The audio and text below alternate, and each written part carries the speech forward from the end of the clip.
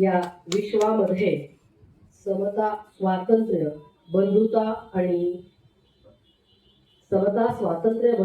न्याय हे तत्व देणारे तथागत गौतम बुद्ध, जिच्या कुशीत या महाराष्ट्राचं नेतृत्व घडलं आणि वाढलं, ते या विश्वातलं आदर्श मातृत्व राजमाता राष्ट्रमाता मासाहेब जिजाऊ, ज्यांच्यामुळे या महाराष्ट्राला आणि या महाराष्ट्राच्या मातीला की अस्मिता मिळाली, असे छत्रपती शिवाजी महाराज, छत्रपती संभाजीराजे आम्हा सर्वांना शिक्षणाची दारं खुली करणाऱ्या क्रांतीज्योती सावित्रीबाई फुले आणि महात्मा फुले हे फुले दाम्पत्य, आरक्षणाचा हक्क देणारे राजर्षी शाहू महाराज, 27 वर्ष पांढऱ्या घोंगडीवरती बसून आदर्श राज्यकारभार करणाऱ्या अहिल्याबाई होळकर, बाबासाहेबांना त्यांच्या आयुष्यामध्ये त्यागपूर्ण साथ देणाऱ्या माता रमाई आणि या महामानवांच्या विचारांना भारतीय संविधानामध्ये अंतर्भूत करून आपल्या सर्वांनाच मूलभूत हक्क आणि अधिकार देणारे बुद्धिसम्राट डॉक्टर बाबासाहेब आंबेडकर, आपल्या शाहिरीतून छत्रपती शिवरायांचा पोवाडा स्टॅलिन गार्डवरती म्हणणारे कॉम्रेड अण्णाभाऊ साठे, या सर्व महामानवांच्या विचारांना मी सर्वप्रथम अभिवादन करते. ज्या ज्या महामानवांनी आणि महान स्त्रियांनी या देशामध्ये समता, स्वातंत्र्य, बंधुता, न्याय नांदावं यासाठी प्रयत्न केला, त्याग दिला, योगदान दिलं, त्या सर्व महामानवांना आणि महान स्त्रियांना की मी सर्वप्रथम अभिवादन करते.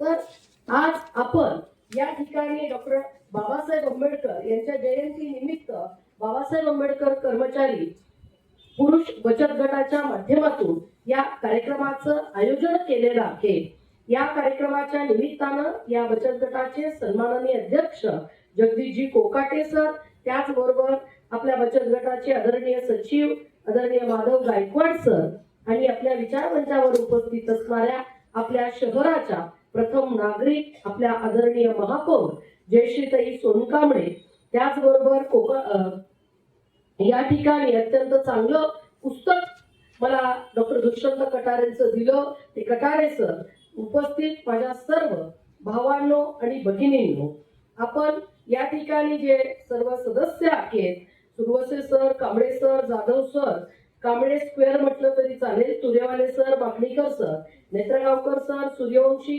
कापुरे, वाघमारे, सोनकांबळे, सूर्यवंशी, कटारे, त्याचबरोबर बडोले, रसवाडीकर, वाघमारे आणि Jawalgekar sir, Kamble square, cube असं घेतलं तरी चालेल, इतके कांबळे आहेत.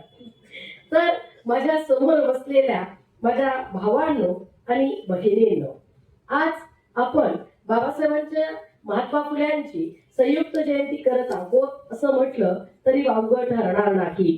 कारण 11 एप्रिलला महात्मा फुल्यांची जयंती आहे आणि 14 एप्रिलला बाबासाहेबांची जयंती आहे. महात्मा फुलेंचं 1990 ला निधन झालं आणि 1991 ला बाबासाहेबांचा जन्म झाला. म्हणजे एका गुरु शिष्याचं नातं इतक्या कमी अंतरावर शोभून दिसावं इतकं ते छान पद्धतीनं रेखाटलं गेलं निसर्गानं सुद्धा, की ज्या महामानवाला बाबासाहेबांनी कधीही पाहिलं नाही त्याच 3 महामानवांना बाबासाहेबांनी आपलं गुरु मानलं. आता गुरुपणाची चर्चा महाराष्ट्रात सध्या काय चालू आहे की तुम्हाला सर्वांना ज्ञात आहे आणि म्हणून बाबासाहेबांचे गुरु सांगणं गरजेचं आहे. नाही तर कुणीतरी येऊन आम्हाला सांगायचं की हे बाबासाहेबांचे गुरु होते म्हणून बाबासाहेब घडले असं सांगायला कुणी आम्हाला कमी करत नाही. आणि म्हणून बाबासाहेबांनी जे गुरु मानले, बुद्ध, कबीर आणि महात्मा फुले, हे 3ही लोकांना बाबासाहेबांनी बघितलेलं नाहीये. त्यांचा स्पर्श, परिचय, चर्चा अशी कुठलीही झालेली नाहीये आणि तरी सुद्धा यांच्या वैश्विक बंधुत्वाच्या विचारांचं प्रतिनिधित्व बाबासाहेब मोठ्या अभिमानानं आणि मोठ्या समर्थपणे करताना आपल्याला दिसतात. कारण काय तर बुद्धाचा, म्हणजे मी थोडस बुद्धावर यासाठी जाईल की आपल्या देशामध्ये फार मोठा गैरसमज आहे की गौतम बुद्ध हे एससी आहेत, एसटी आहेत, कोण आहेत बाबा. तर आपल्याला हे सांगितलं पाहिजे की गौतम बुद्ध हे मुळात क्षत्रिय आहेत, राजघराण्यातला राजपुत्र आहे. कारण पोट भरल्याशिवाय क्रांतीचा विचार डोक्यात येत नसतो आणि ही सगळी पोटं भरलेली माणसं आहेत. काही कामधंदे नव्हते म्हणून क्रांती करायला निघाले असा कुठलाही विचार याच्या पाठीमागे नाही, हेही आपण आवर्जून सांगितलं पाहिजे. आणि बुद्धानं या देशामध्ये कोणती क्रांती केली असेल तर या देशातल्या वर्ण व्यवस्थेला नाकारत समतेची क्रांती, वर्ण जात्यात्तर क्रांती बुद्धानं केलेली आपल्याला दिसते. या देशातल्या वर्ण व्यवस्थेला गाडून समता प्रस्थापित करण्याची क्रांती बुद्धानं या देशात केली. तो बुद्ध क्षत्रिय होता, कारण त्या काळामध्ये वर्ण व्यवस्था होती, जाती व्यवस्था नव्हती. बुद्धाच्या अंतिम काळामध्ये जाती व्यवस्थेला आपल्या देशामध्ये सुरुवात झालेली आहे. बुद्धाच्या क्रांतीनंतरची म्हणजे बुद्धाच्या वर्ण व्यवस्थेला नाकारणाऱ्या क्रांतीनंतरची प्रतिक्रांती म्हणजे जाती व्यवस्था आहे. हे आपण नीट समजावून घेतलं पाहिजे. म्हणून आपल्या आजच्या जाती व्यवस्थेच्या चष्म्यातून बुद्धाला बघणं आपण बंद केलं पाहिजे.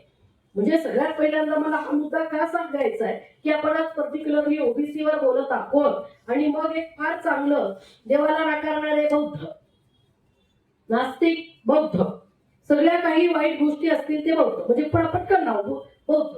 तर आपण हे सांगितलं पाहिजे की बुद्धाच्या काळामध्ये जाती व्यवस्था नव्हती आणि त्याच्यामुळे बुद्धाला एका जातीमध्ये कोंबण्याचा प्रयत्न आपण आपल्या संकुचित दृष्टीने अजिबात करू नये.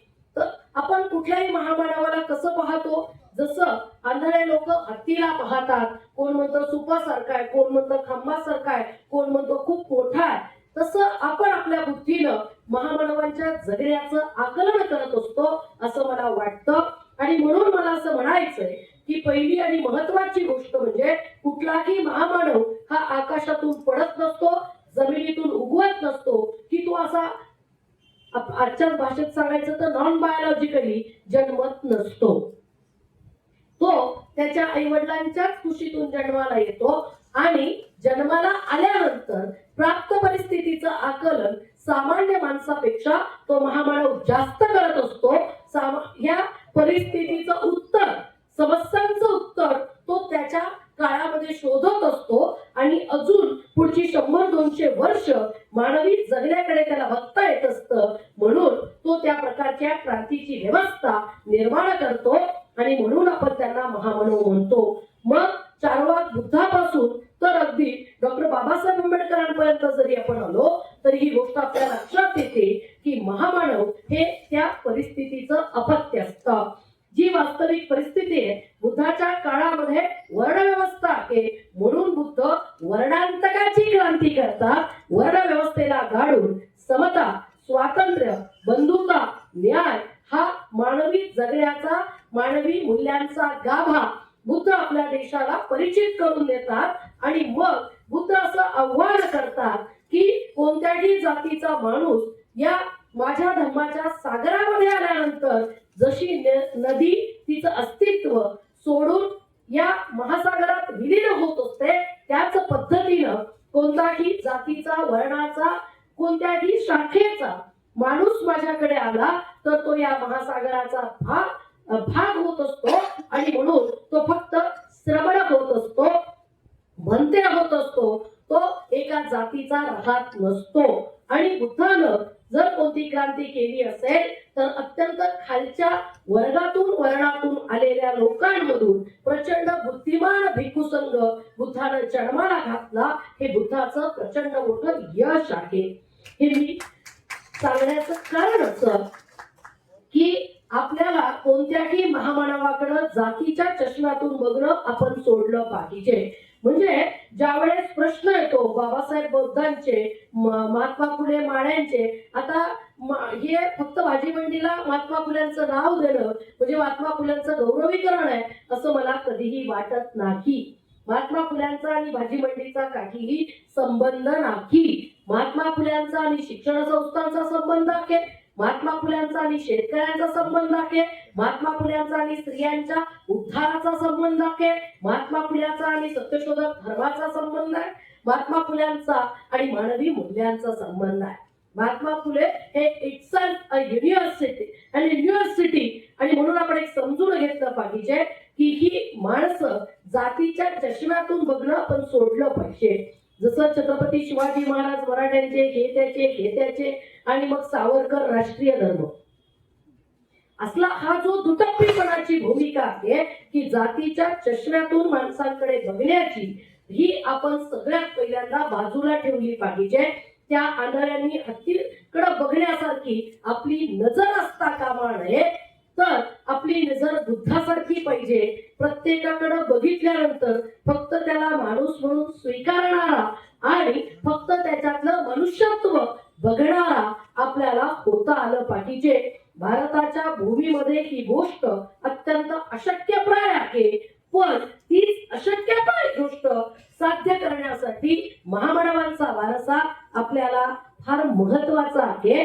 आणि म्हणून आपण आज रोजी ज्या ओबीसी समूहावरती बोलतोय, भारतामध्ये जाती व्यवस्था तयार झाल्यानंतर अनेक 18 पगड जातींमध्ये विभागलेला हा समाज, आणि या समाजाला जाती व्यवस्थेनुसार धर्म, कर्म, न्याय आणि वागणूक देणारी मनुस्मृती या देशामध्ये अस्तित्वात होती. नुकतंच एका नटानं एक वक्तव्य केलं की मनुस्मृतीमध्ये समानता आहे आणि मग ती वाचणाऱ्याला जाळी नसेल, असं सोडून द्यायचं. मग अजून काही आपण म्हणतो आणि मग माफी मागायची. राहुल सोलापूरकर काय किंवा हा पोंक्षे काय, यांना एवढाच धंदा आहे खडे टाकून बघायचं बहुजन समाज किती जागा आहे, किती झोपलाय, आणि अशी वक्तव्य करत सुटायचं आणि परत एकदा वर्णवर्चस्वाचं आपलं प्राबल्य निर्माण करण्याचा प्रयत्न करायचा.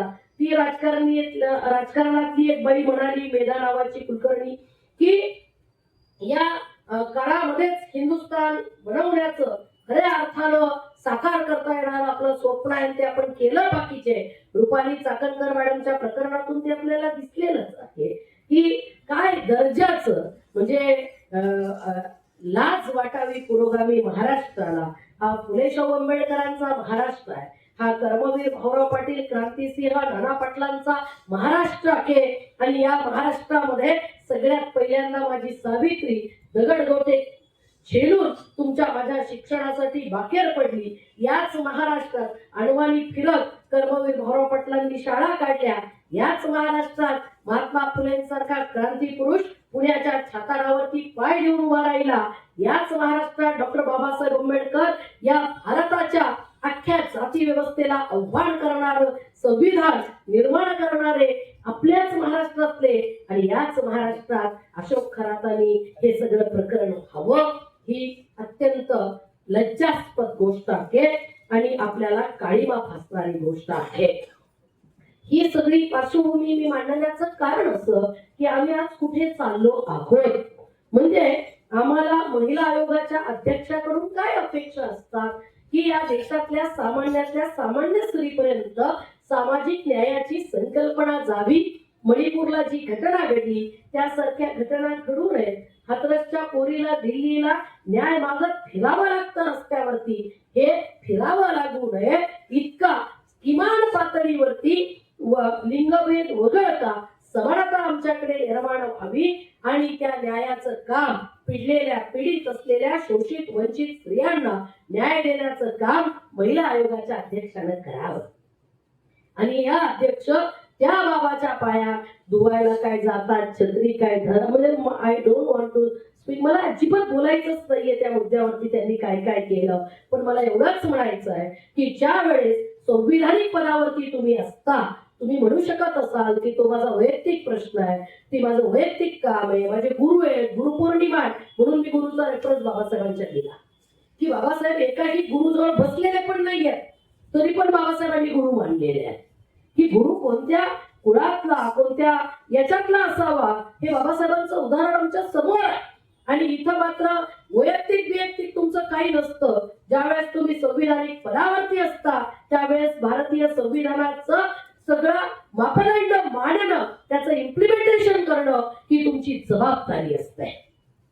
आणि ती जबाबदारीतून पळ काढायचा असेल तर ज्या लोकांना तुम्ही मानता, ज्या व्यवस्थेला मानता, तिच्यात तुम्ही रममान जगू शकता, ते सुद्धा फ्रीडम तुम्हाला भारताचं संविधान देतं. त्याच्यासाठी सुद्धा आमची काही हरकत नाहीये.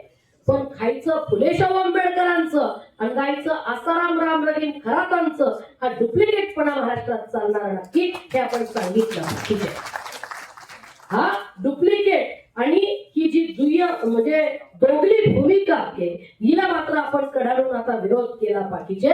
ज्याचं खावं त्याचं गावं. फुले शाहू आंबेडकरांचं खातोय, फुले शाहू आंबेडकरांचं गायलं पाहिजे.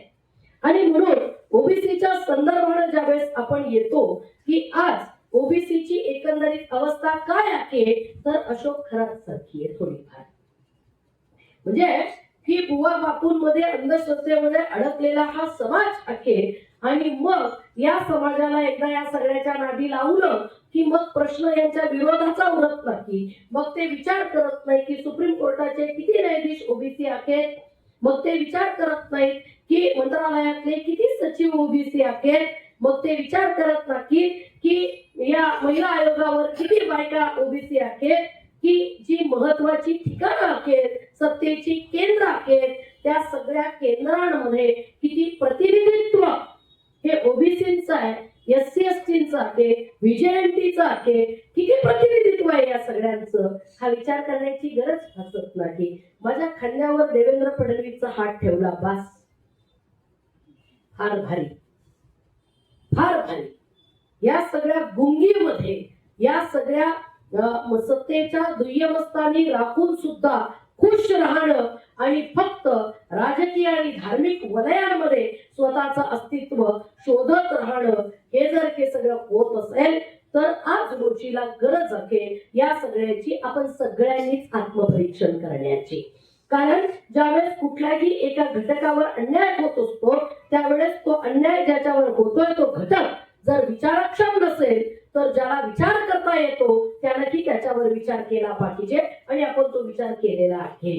काय विचार केलेला आहे तर बुद्धाचं मी उदाहरण तुम्हाला यासाठी दिलं की बुद्धाच्या या सगळ्या क्रांतीमध्ये हा सगळ्याच्या सगळा भारतातला कमी जास्त म्हणजे अगदी नाभिक समाजाचा उपाधी असेल किंवा चांडाल समाजाचं प्रतिनिधित्व असेल, ब्राह्मण समाजाचं प्रतिनिधित्व आहे, क्षत्रिय समाजाचं प्रतिनिधित्व आहे, खालच्यातल्या खालच्या जातींचं प्रतिनिधित्व बुद्धाने भिक्खू संघामध्ये सहभागी करून घेतलेलं आहे. त्याच्यानंतर आपण येतो छत्रपती शिवाजी महाराजांच्या स्वराज्यामध्ये 18 पगड जातीची मावळे आहेत.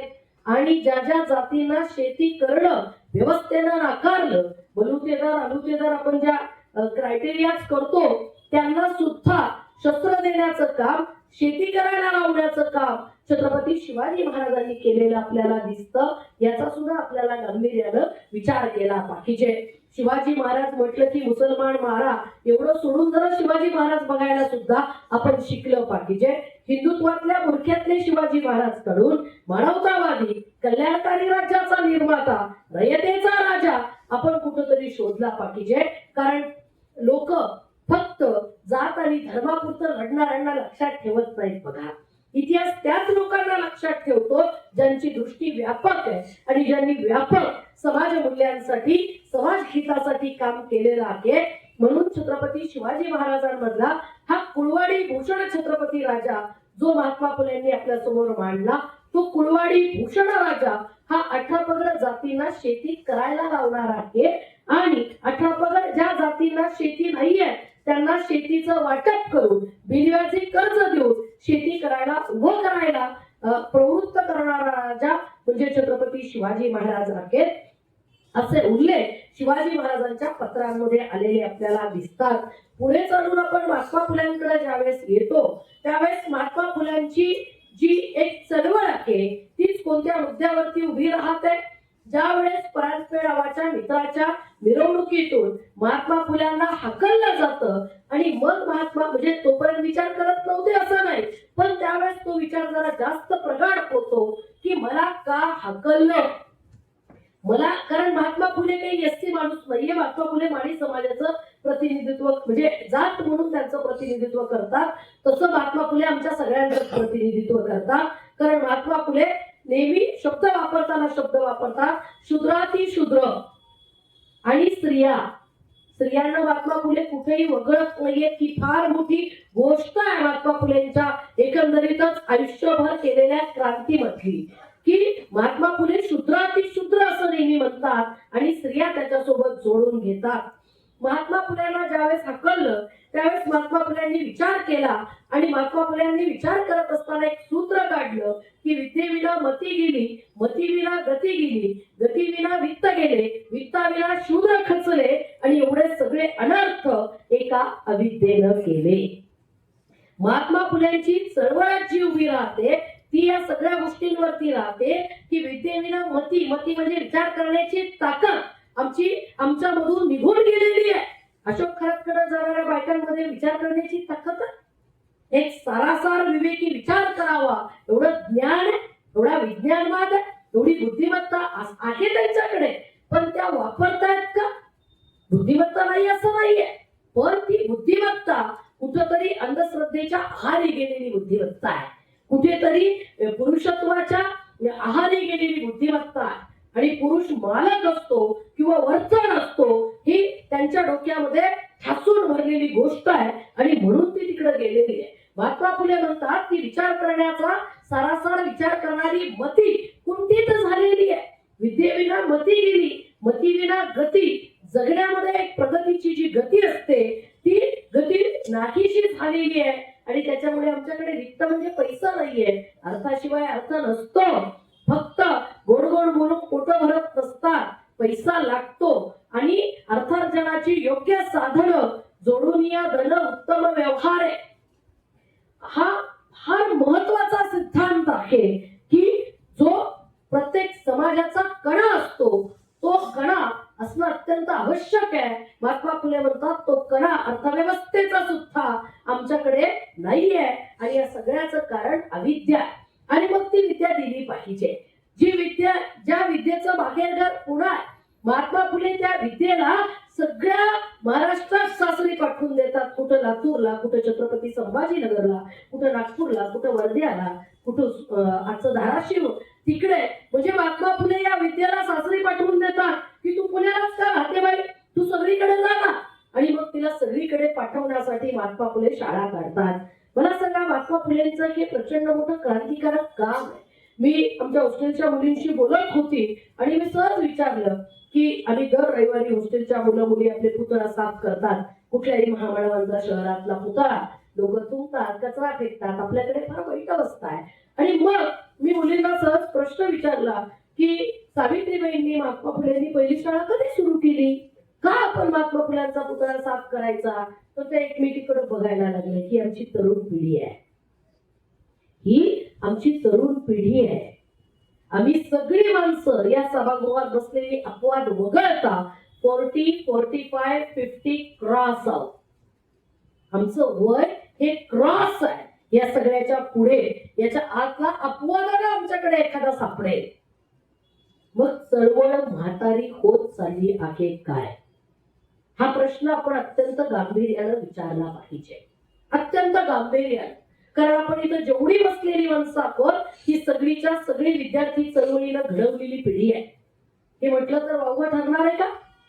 अजिबात नाहीये. कारण आपण जेव्हापासून कॉलेज विद्यापीठांमध्ये शिकत होतो तेव्हापासून आपण चळवळीत आलो, तेव्हा आपण मंडल आयोगाचे संघर्ष समजून घेतले, तेव्हा आपण ओबीसी, एससी, एसटी काय, रिझर्वेशन काय, स्कॉलरशिपचे प्रश्न काय यासाठी भांडलोय, समजून घेतलंय. नाही मिळाल्या स्कॉलरशिप म्हणून मोर्चे काढले. आजची तरुण पिढी कुठे आहे? आजची तरुण पिढी चळवळीत किती आहे? आजची तरुण पिढी व्याख्यानमालेत किती आहे? आयोजनात किती आहे? ऐकण्यात किती आहे? आणि समजून घेण्यात किती आहे? हा सगळ्यात मोठा तुमच्या माझ्या चळवळी समोरचा प्रश्न आहे. आणि मग कोण लढणार आहे हे सगळे लढे? महात्मा फुलेंनी पहिली शाळा काढली. काय असेल महात्मा फुलेंचं वय? 21 वर्षाच्या महात्मा फुलेंनी शाळा काढली. 21 वर्ष हे भर तारुण्याचं वय. आणि या भर तारुण्यात महात्मा फुले या देशातल्या 18 पगड जातींसाठी शाळा उभारतात. या महाराष्ट्राच्या राज्यपालांनी अत्यंत हिंकसपणे असून म्हटलं होतं की क्या 9 साल की सावित्री 13 साल के महात्मा फुले. लाज वाटत नाही? भर तारुण्यामध्ये महात्मा फुले नावाचा तरुण या देशातल्या सामाजिक प्रश्नाला हात घालतो आणि नुसतं हात घालत नाही महात्मा फुले, तर त्या समस्येला समूळ नष्ट करण्यासाठी आपल्या बायको सहित या समाजातल्या धर्मद्वेषी लोकांसोबत लढण्यासाठी उभे राहतात महात्मा फुले. त्या महात्मा फुल्यांनी भर तारुण्यात शिक्षणाचा वसा उचलला. हा काय फक्त एससी लोकांसाठी उचलला होता? हा काय फक्त एसटीसाठी उचलला होता? महात्मा फुलेंच्या शाळेत जाणाऱ्या मुली मुलं सत्यशोधक समाजाचे कार्यकर्ते हे एका जातीचे एका वर्गाचे आहेत का फक्त? हे 18 पगड जातीतले आहेत. आणि महात्मा फुलेंच्या समग्र क्रांतीचा निकष किती किती समर्थपणे मांडलेला आहे महात्मा फुलेंनी की अविद्या आमच्याकडे, विद्या नाहीये, मग विद्या दिली पाहिजे. मग कुणाला विद्या द्यायची? आपलं असं आहे, क्रांती झाली पाहिजे पण शेजारच्या घरात. आपल्या घरात कसं अंबानीचं लेकरू जन्माला आलं पाहिजे, थाटात लग्न करता येतं, सगळी व्यवस्था वाकवता येते, हवेत ते करता येतं नाही का? सगळेजण कसे लवाजम्या सखीत लग्नाला हजर करता येतात, भले भले स्टार नाचतात, भले भले मंत्री संत्री सगळे असे दिमतीला हजर असतात, सगळे एअरपोर्ट वाकवता येतात. आणि मग महात्मा फुले शिवाजी महाराज जन्माला यावे दुसऱ्याच्या घरात. पण महात्मा फुलेंचं सगळ्यात मोठं जर योगदान कोणतं असेल तर महात्मा फुलेंनी सगळ्यात पहिल्यांदा शिक्षण दिलं ते आपल्या बायकोला सावित्रीबाईला आणि आत्या सगुणाबाई क्षीरसागरला. पुरुष बचत गटाचा कार्यक्रम आहे, मी ताईला म्हटलं की पुरुष बचत गटाचा कार्यक्रम आहे आणि आपण दोघी विचार मंचावर आहात. ताई म्हणाल्या देशाच्या राष्ट्रपती महिला आहे. बिलकुल आहेत, फक्त राम मंदिराच्या पूजेच्या वेळेस त्यांना बोलवलं जात नाही, हे दुःख आहे, हे दुःख आहे. कारण विधवा स्त्री म्हणून नाकारता तुम्ही. या देशाच्या संविधानाच्या सर्वोच्च पदावर बसलेल्या महिलेला नाकारण्याची हिंमत करता तुम्ही. महात्मा फुलेला पुरुष म्हणावं ज्या पुरुषानं सगळ्यात पहिल्यांदा आपल्या बायकोला शिकवलं. आपल्याकडे स्त्री पुरुष समानता कशी आहे? सगळे अधिकार आपल्या बहिणीला मिळाले पाहिजेत, आईला मिळाले पाहिजेत, नात्यातल्या सगळ्या बायकांना मिळाले पाहिजेत, पण माझ्या बायकोला गरम पोळी ताटात वाढली पाहिजे.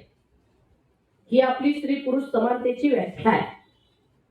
सगळी सिस्टम हल्ली पाहिजे पण माझी बायको तिथंच राहिली पाहिजे. का? कारण मला इस्त्रीचे कपडे लागतात, मला आईची पोळी लागते, मला गरम भाजी लागते, मला सगळं असं लागतं आणि माझी बायको माझ्या नजरेत राहिली पाहिजे. ही आपली स्त्री पुरुष समानतेची व्याख्या आहे. महात्मा फुले हा मूलभूत गाभा चॅलेंज करतात की सगळ्यात पहिल्यांदा माझ्या बायकोला स्वातंत्र्य मिळालं पाहिजे, सगळ्यात पहिल्यांदा शिक्षण माझ्या बायकोला मिळालं पाहिजे आणि मग मी आणि माझी बायको मिळून समाज क्रांतीचा लढा लढलो पाहिजे. आज ओबीसी समाजामध्ये हायर एज्युकेशनचं प्रमाण किती आहे? हायर एज्युकेशन घेऊन मोठमोठ्या पदावर गेलेली लोक जी आपलं प्रतिनिधित्व करतात असं ओबीसीचं नेतृत्व किती आहे? महात्मा फुलेंनी ते नेतृत्व केलं. महात्मा फुले ओबीसी समाजाचं नेतृत्व सक्षमपणे करतायत, शिक्षणाच्या अजेंड्यावरती करतायत आणि महात्मा फुलेंचं शिक्षण फक्त मम म्हणायला लावत नाही, जे सांगितलं तेच कॉपी पेस्ट करून लिहायला लावत नाही. महात्मा फुलेंचं शिक्षण प्रश्न विचारायला शिकवतं. मुक्ता साळवे त्याचं उदाहरण आहे, तानुबाई बिर्जे त्याचं उदाहरण आहे, ताराबाई शिंदे त्याचं उदाहरण आहे. जगातली पहिली स्त्रीवादी लेखिका ताराबाई शिंदे जिने या देशातल्या पितृसत्तेला पुरुषप्रधान व्यवस्थेला प्रश्न विचारला. हे ओबीसीचं नेतृत्व उभं करण्याचं काम महात्मा फुलेंनी केलंय. मुक्तासारखी चिमुरडी मातंग समाजाची पोरगी या देशातल्या व्यवस्थेला प्रश्न विचारते, आमचा धर्मग्रंथ कोणता? हा प्रश्न विचारते ती. हे ओबीसीचं नेतृत्व निर्माण करण्याचं काम महात्मा फुलेंनी केलं. स्त्रियांचं नेतृत्व निर्माण करण्याचं काम महात्मा फुलेंनी केलं. कारण तानुबाई बिर्जे या संपादक होत आहेत, स्त्री संपादक. म्हणजे महात्मा फुलेंनी ओबीसी साठी नुसती शिक्षणाची दरवाजे नाही उभारले तर महात्मा फुलेंनी चिकित्सक शिक्षण सुरू केलं. नुसतं सुरूच केलं नाही तर आपल्या शिक्षणाच्या माध्यमातून या देशातल्या धर्मव्यवस्थेला चॅलेंज करण्याचं काम, त्याची चिकित्सा करण्याचं काम महात्मा फुलेंनी केलं. आणि महात्मा फुले असं म्हणतात की तर्क करणे ही कोणत्याही माणसाची प्राथमिक गरज आहे आणि जो तर्क करण्याची इच्छाच करीत नाही तो कट्टरपंथी किंवा सनातनी म्हणावा लागेल. जो तर्क करतो तो शिक्षित आहे, तो स्वतंत्र आहे आणि जो तर्कानुसार त्याची अंमलबजावणी करतो त्याला ज्ञानी म्हणावं. महात्मा फुले लिहितात. महात्मा फुलेंनी गुलामगिरी, शेतकऱ्यांचं असून यासारख्या आपल्या पुस्तकांमधून प्रस्थापित व्यवस्थेची गुलामगिरी कशी घट्ट बसलेली आहे आणि मग त्याला उत्तर काय असावी याची चर्चा या पुस्तकांमध्ये केली. सार्वजनिक सत्यधर्म मध्ये चिकित्सेच्या जोरावरती चर्चा करत असताना एकमेव राष्ट्राची संकल्पना महात्मा फुलेंनी मांडली. या देशामध्ये राष्ट्रप्रेमाचे घोडवे गाणाऱ्या लोकांना आपण सांगितलं पाहिजे की या आमच्या महामानवांनी या राष्ट्राला कसं उभं करायचं याच्या अत्यंत सुंदर व्याख्या केलेल्या आहेत. आणि नुसत्या करून ते थांबले नाहीत, तर त्यांच्या परीनं त्या व्याख्यासारखं जगण्याचा आणि तसा समूह निर्माण करण्याचा प्रयत्न हा या महामानवांनी केलेला आहे. एकमेव राष्ट्र महात्मा फुले म्हणतात कसं असेल तर एका कुटुंबामध्ये अनेक धर्माचे लोक असतील.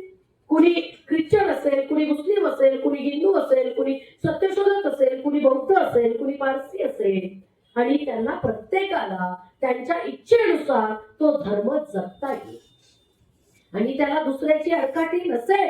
याचा एक बेसिक सिद्धांत आहे की तुम्ही कुठपर्यंत हात फिरू शकता, जिथपर्यंत तो दुसऱ्याच्या नाकाला लागणार नाही, दुसऱ्याला त्याचा त्रास होणार नाही, तिथपर्यंत तुमचं स्वातंत्र्य वापरण्याची तुम्हाला परवानगी आहे.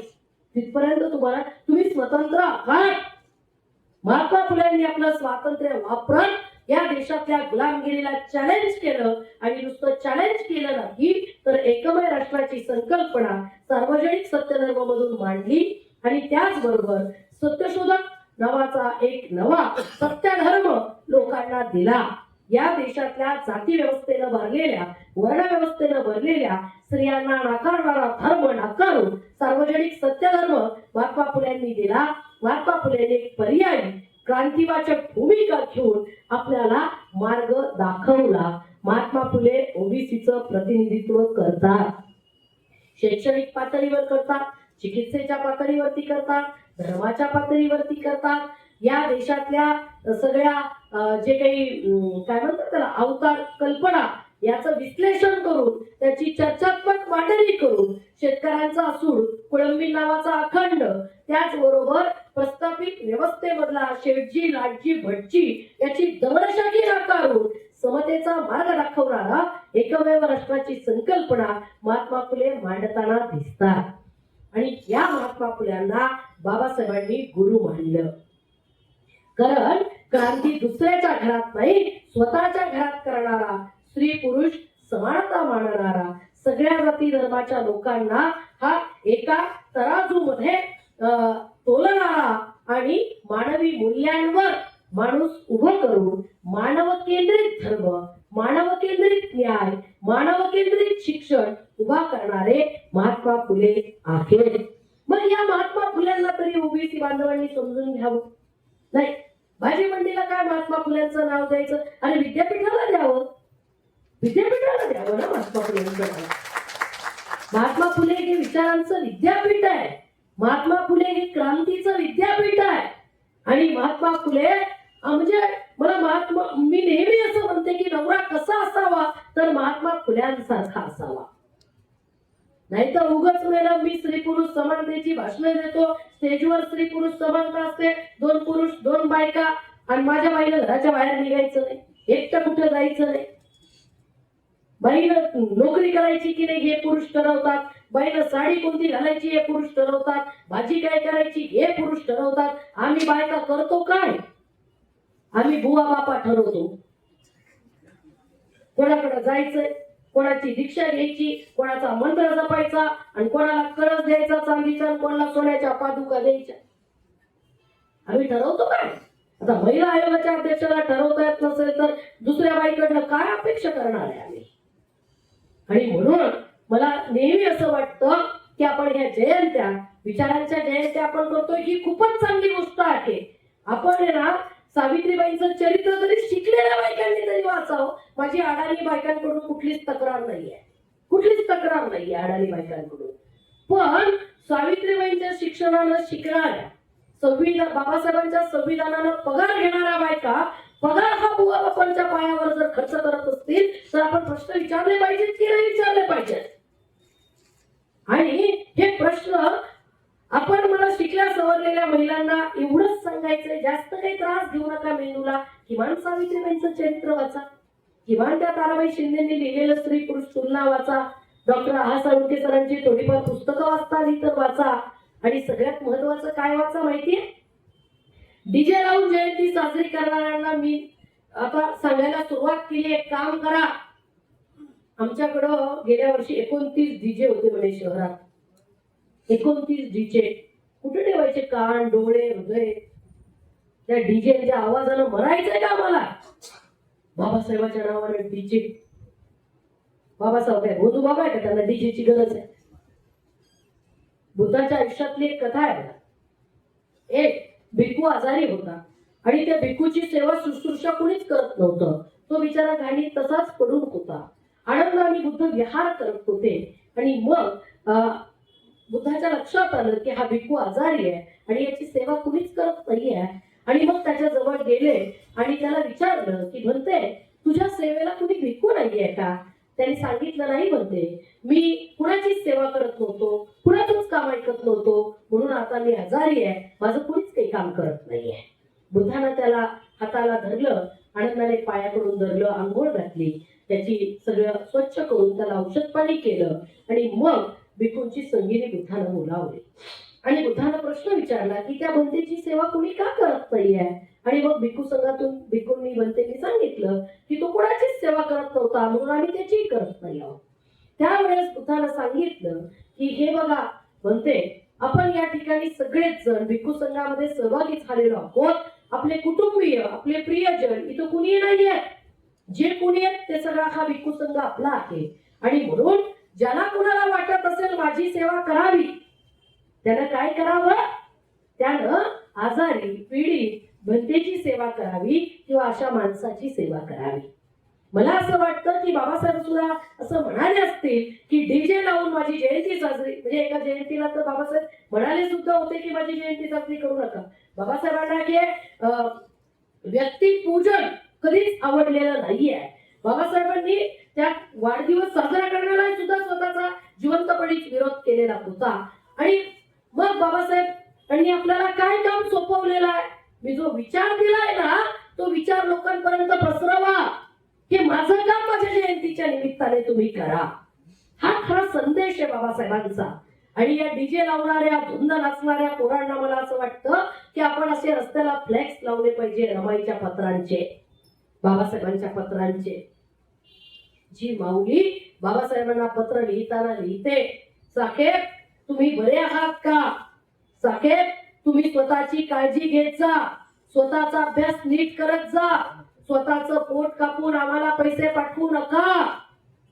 सगळी काळजी झाल्यावर दुसऱ्या पॅरेग्राफ मध्ये रमाई हळूच लिहिते, साहेब आपला रमेश गेला.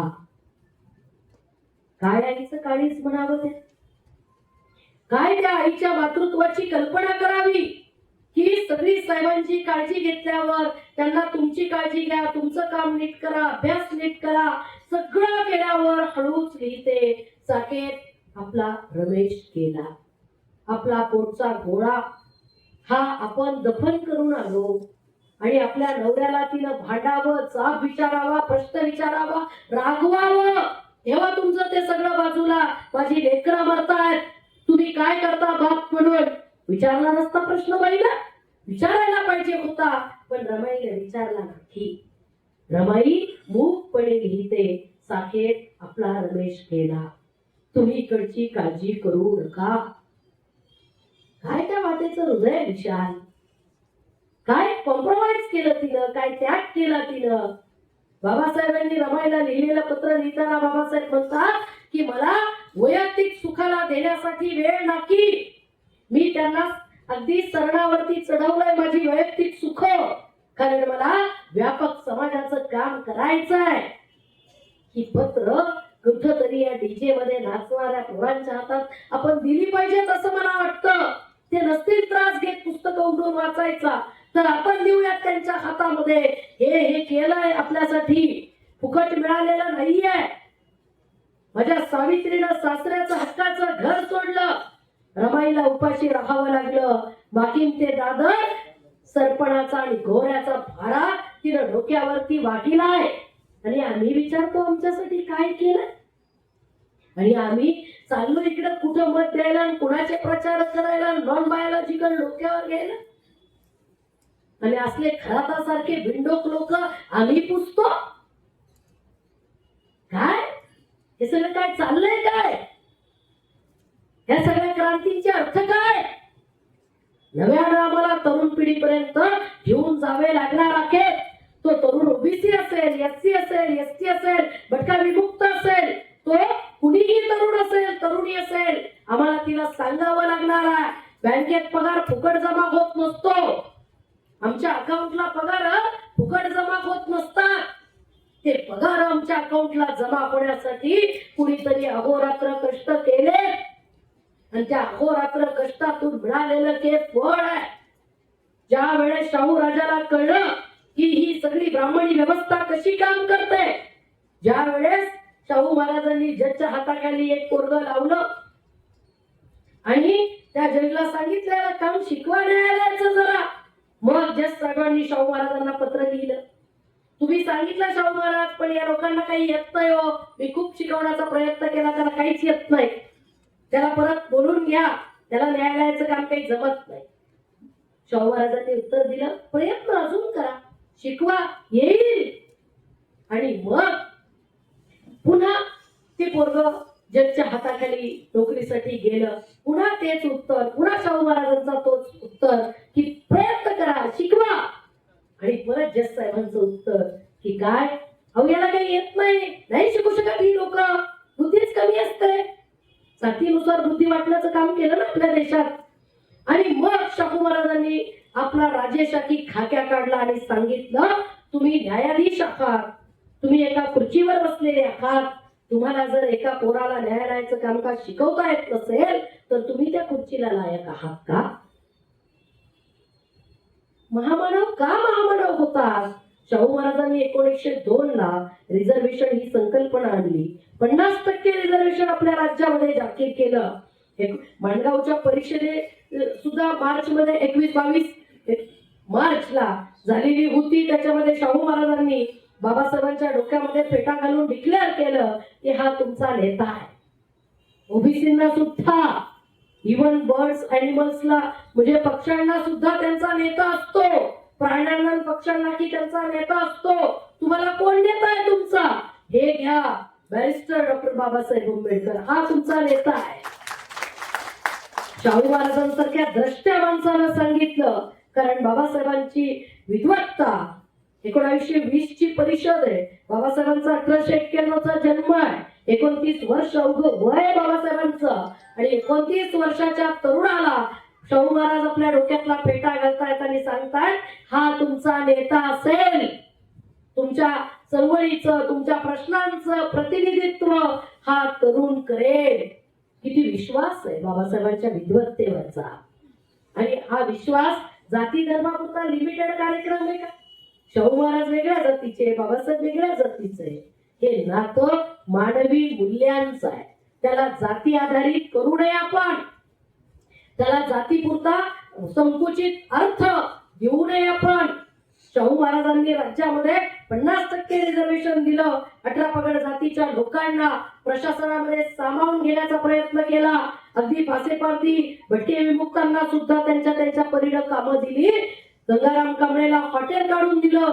स्वतःच्या पिऊन सामाजिक न्यायाची संकल्पना कशी अस्तित्वात येत असते हे दाखवून दिलं. आणि 18 पगड जातीच्या स्त्रियांना उच्च शिक्षणाच्या संधी दिल्या. हे काही ओबीसी त्याच्यात नव्हते. शाहू महाराजांच्या संकल्पनेत ओबीसी नाहीये. सगळ्या जाती धर्मांसाठी जातवार हॉस्टेल निर्माण करणारा जाती व्यवस्थेचं अस्तित्व बघून शाहू महाराजांनी जातवार हॉस्टेल निर्माण केले. त्याच हॉस्टेलचा विद्यार्थी कर्मवीर भाऊराव पाटील, रयत शिक्षण संस्थेचे संस्थापक, हॉस्टेलवरून काढून दिलं लठ्ठे गुरुजींनी कर्मवीर भाऊराव पाटलांना. जैन समाजाचे होते ते, कारण ते जरा राकट होते, बंडक होते. आणि मग शाहू महाराजांनी सांगितलं तुला हॉस्टेलवरून काढलं का, तू माझ्या आपल्या महालात राहायचं आणि इथून शिक्षण शिकायचं. शाहू महाराजांच्या सानिध्यानं प्रेरित झालेल्या कर्मवीर भाऊराव पाटलांनी रयत शिक्षण संस्थेच्या माध्यमातून 18 पगड जातीच्या लेकरांना शिक्षण दिलं. मी रयत शिक्षण संस्थेची विद्यार्थिनी, याचा मला नेहमी अभिमान. मी 2 महान लोकांच्या संस्थेत शिकली. एक कर्मवीर भाऊराव पाटलांच्या रयत शिक्षण संस्थेत आणि दुसरं डॉक्टर बाबासाहेब आंबेडकरांच्या PS सोसायटीत. आणि याचा मला नेहमी अभिमान राखील की या 2 महामानवांनी या शिक्षण संस्था निर्माण केल्या. त्याच्यात माझ्यासारख्या हजारो करोडो लोकांना, वेगवेगळ्या जातीच्या मुला मुलींना शिक्षण घेता आलं. म्हणजे शाहू महाराजांनी की जे आरक्षण रुजवलं ते 18 पगड जातीपर्यंत पोहोचवलं. म्हणून आपण आज म्हणतो की पश्चिम महाराष्ट्र सगळ्या बाबतीत पुढे आहे. का? तो फक्त पश्चिम महाराष्ट्र आहे म्हणून पुढे नाहीये. तिथं महात्मा फुले घडले म्हणून पुढे, तिथं शाहू महाराज घडले म्हणून पुढे, तिथं क्रांतिसिंह नाना पाटील, जी.डी. बापू लाड, त्याचबरोबर आमचे महात्मा फुले, सावित्रीबाई त्याच भागातल्या, बाबासाहेब आंबेडकर तिकडचे कोकणातले, या लोकांच्या प्रयत्नांमुळे, क्रांतिसिंह नाना पाटील, जे या सगळ्या लोकांमुळे पश्चिम महाराष्ट्र पुढे आहे. फुले शाहू आंबेडकरांच्या खांद्यावर विराजमान आहेत त्या शिक्षण संस्था. फुले शाहू आंबेडकरांच्या खांद्यावर उभी तिथली सुधारित शेती, पाण्याचं व्यवस्थापन, क्रांतीची ज्योत ही या महामानवांच्या खांद्यावरती उभी आहे. आपण निजाम स्टेट, आपण हैदराबाद स्टेट मध्ये होतो, त्याच्यामुळे आपण स्वातंत्र्यानंतर स्वातंत्र्यात आलेली लोक मराठवाड्यातली, आणि म्हणून आपल्याकडे सगळ्या सुधारणा अत्यंत उशिराने आलेल्या आहेत. तिकडं गुरखा पद्धत, आमच्या बायकांनी गोशा पद्धत स्वीकारली. काय लातूर, छत्रपती संभाजीनगर, आजचं धाराशिव, हे सगळे जिल्हे गोशा पद्धतीवाले आहेत. बायकांनी घरात राहायचं, बाहेर निघायचं नाही, शिक्षण घ्यायचं नाही. मग देशमुखा पटलाच्या बायका घरात राहायला पाहिजे नाही का? आम्ही ग्रेट, आम्ही मोठे. जितकी जात वरची तितकं बायकांवर बंधन जास्त. समीकरण आहे. केशवपणाचा लढा काही ओबीसी समाजाचा, शेतकरी कुटुंबाचा लढा होता का? हे बाल हत्या प्रतिबंधक गृह कुणासाठी होतं? जितकी कास्ट हायर तितकी बंधनं जास्त. खानदानीपणा, मोठेपणा, अहंकार, जाती अभिमान. महात्मा फुल्यांनी, शाहू महाराजांनी हे बुडके टराटरा फाडले. अगदी स्वतःच्या सुनेला, इंदुमती सरकारांच्या स्वतःचा मुलगा मेल्यानंतर शिक्षणाची व्यवस्था शाहू महाराजांनी केलेली होती. आणि तिच्या सोबत 2-3 जातीच्या मुली ठेवल्या शिक्षणासाठी. व्यापक दृष्टिकोन. जातवार पुस्तक आरक्षण दिलं, आणि नुसतं दिलं नाही, दुष्काळात बिनव्याजी कर्ज दिलं. सगळ्याच गोष्टींचा आपण जर संबंध लावला तर आपल्या एक गोष्ट लक्षात येते की शाहू महाराज, महात्मा फुलेंनी आपल्याला ओळख दिली शूद्र, अतिशूद्र आणि स्त्रिया. शूद्र म्हणजे ओबीसी, अतिशूद्र म्हणजे एससी एसटी, आणि स्त्रिया म्हणजे स्त्रिया, सगळ्या समस्त स्त्रिया. कारण कोणत्याच बाईला शिक्षणाचा अधिकार नव्हता. आणि मग या समस्त स्त्रियांसाठी महात्मा फुले आणि सावित्रीबाई उभ्या राहिल्या. केशवपणाचा लढा, बालहत्या प्रतिबंधक गृहाची स्थापना, विधवांसाठी लढणारे महात्मा फुले आणि सावित्रीबाई. आजही आपण विधवांना साधा हळदी कुंकवाला बोलवत नाही. आजही आपण विधवांना, ओबीसी समाजात या प्रथा खूप आहे. तुम्हाला मी एक साधं उदाहरण सांगते. म्हणजे विधवांना शुभ कार्यात बोलवत नाही, विधवांना त्या हळद लावायला लग्नाच्या वेळेस कुठं बोलवत नाही. आणि तेच केलं राम मंदिराच्या प्रवेशाच्या वेळेस. त्यावेळेस द्रौपदी मुर्मूंना बोलवलं नाही, संसदेच्या उद्घाटनाला नवीन त्यांना बोलवलं नाही. का? मग त्या विधवा आहेत ना, त्याच्यामुळे. हे रामनाथ तडस, बीजेपीचे माजी खासदार, रामनवमीच्या दिवशी गाभाऱ्यात जाऊ दिलं नाही त्यांना. घ्या डोक्यावर. काय का? धर्म आमचा धर्म, तुमचा धर्म तुम्हाला गाभाऱ्यात जाऊ देत नाही. तो धर्म तुमचा आहे का हे मुक्ता साळवेला कळलं, तुम्हाला कधी कळणार आहे विचार करा. आणि म्हणून आपण एक समजून घेतलं पाहिजे. हा मी विधवांच्या वरती सांगत होती की विधवांना हे आपण सगळ्यांनी हे बंद केलं पाहिजे.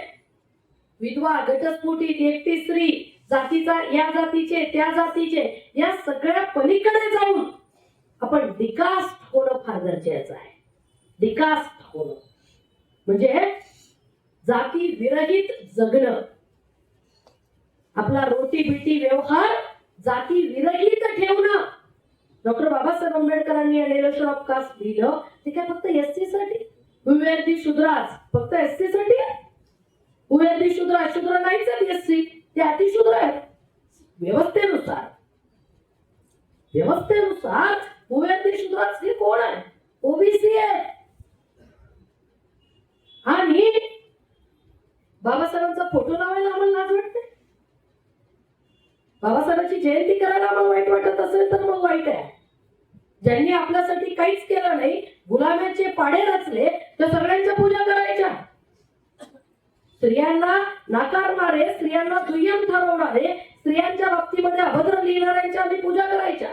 त्यांना डोक्यावर घ्यायचं, बाबा बुवा म्हणून त्यांच्या पार लोटांगण घ्यायची. आणि ज्यांनी भूविरोधी शूद्राच्या माध्यमातून ओबीसीचं अस्तित्व, या देशातला इतिहास लिहिण्याचा प्रयत्न केला, एनिमेशन कास्टच्या माध्यमातून या देशातल्या जाती अंताचा मार्ग बाबासाहेबांनी आम्हाला सांगितला. त्याचबरोबर सगळ्यात महत्वाचं कंटिन्यूशन आर्टिकल 340, ओबीसी साठी आयोग नेमावा, ओबीसीच्या जाती निर्धारित कराव्यात आणि शैक्षणिक सामाजिक मागासलेपणाच्या मुद्द्यावरती या ओबीसींना सगळ्या क्षेत्रामध्ये रिझर्वेशन लागू करावं. ही बाबासाहेबांनी भूमिका संविधान सभेमध्ये मांडली, ती मान्य करून घेतली. आणि ओबीसीचा आयोग भारत स्वतंत्र झाल्यानंतर डॉक्टर बाबासाहेब आंबेडकर कायदा मंत्री होत आहेत आणि कायदा मंत्री झाल्यानंतर ओबीसीचा आयोग नेमावा यासाठी पाठपुरावा करतायत. हिंदू कोड बिल यासाठी पाठपुरावा करतायत. हिंदू कोड बिल काय फक्त बौद्ध स्त्रियांसाठी का होतं का? म्हणजे तो लढा आपण मुळातून वाचला पाहिजे बाबासाहेबांचा, की ओबीसी साठी आयोग नेमला पाहिजे. पण त्या काळातलं राजकारण, त्या काळातल्या निवडणुकांचं राजकारण, या सगळ्यामध्ये हे कुणी ऐकून घेतलं नाही. आणि बाबासाहेबांना त्याचा प्रचंड राग आला की तुम्ही भारतीय संविधानामध्ये जे मांडलेलं आहे ते तुम्ही मान्यच करत नाही आहात, ओबीसी साठी आयोग नेमत नाही आहात. आणि हिंदू कोड बिल जे बाबासाहेब आजारी असताना सुद्धा बाबासाहेबांनी तयार केलंय, ते हिंदू कोड बिल कुणासाठी होतं? कारण बाबासाहेबांना बाकीच होतं की भारतीय संविधानामध्ये या देशातल्या स्त्रियांना आपण आर्टिकल 14-15 मध्ये समाविष्ट केलाय. इक्वॅलिटी बिफोर लॉ, कुठल्याही पातळीवरती डिस्क्रिमिनेशन केलं जाणार नाही. ती स्त्री असेल, पुरुष असेल, जन्माला कुणी असेल, कुठल्या वंशाची, जातीची, धर्माची, doesn't matter, we all are equal. आणि मग जर असं असेल, आपण जर इक्वल आहोत, आपण जर बरोबरीचे आहोत, तर या स्त्रियांच्या हातामध्ये आर्थिक सोर्स काय आहे? काय त्यांच्याकडे? त्यांच्याकडे जमिनीच्या मालकी आहे, त्यांच्याकडे घराच्या मालकी आहे, काय त्यांच्याकडे? आणि म्हणून आर्थिक समानता फार महत्वाची आहे. आणि आर्थिक समानता महत्वाची असेल तर या स्त्रियांना नवऱ्याच्या वडिलांच्या प्रॉपर्टीत बरोबरीचा हिस्सा मिळाला पाहिजे. ह्या प्रॉपर्टीत हिस्सा मिळाला पाहिजे. आजही मला सांगा, कुणाच्या नावावर जमीन आहे, कुणाच्या नावावर घर आहे? किती स्त्रियांच्या नावावर? उघड राशन कार्ड आमच्या नावावर झालेत म्हणून सांगू नका, घरावरच्या पाट्यांवर नाव देता म्हणून सांगू नका. इकडं पुरुषांच्या नावावरची प्रॉपर्टी एक्सेस झाली की बाईच्या नावावर होते. आता कोणाच्या मेवण्याच्या प्रॉपर्ट्या कोणाच्या नावावर, कोणाला कोण वारस, तुम्ही सध्या टीव्ही मध्ये ऐकत असाल ते सगळं. म्हणजे किती गौडभंग आलंय. इथं इनमिन आयुष्यात आम्ही एखादं घर, एखादी जमीन असते, तीच कुठंतरी नावावर असते. आणि इकडं प्रॉपर्ट्या कुणाच्या नावावर कराव्यात आणि नॉमिनी कोण लावावे त्याचे प्रश्न निर्माण होतात. आणि हे सगळं कुणाच्या पैशावर? हे सगळं जनतेच्या पैशावर. हे सगळं जनतेच्या पैशावर. तो पैसा काय यांनी घाम गाळून कमवून आणलाय का?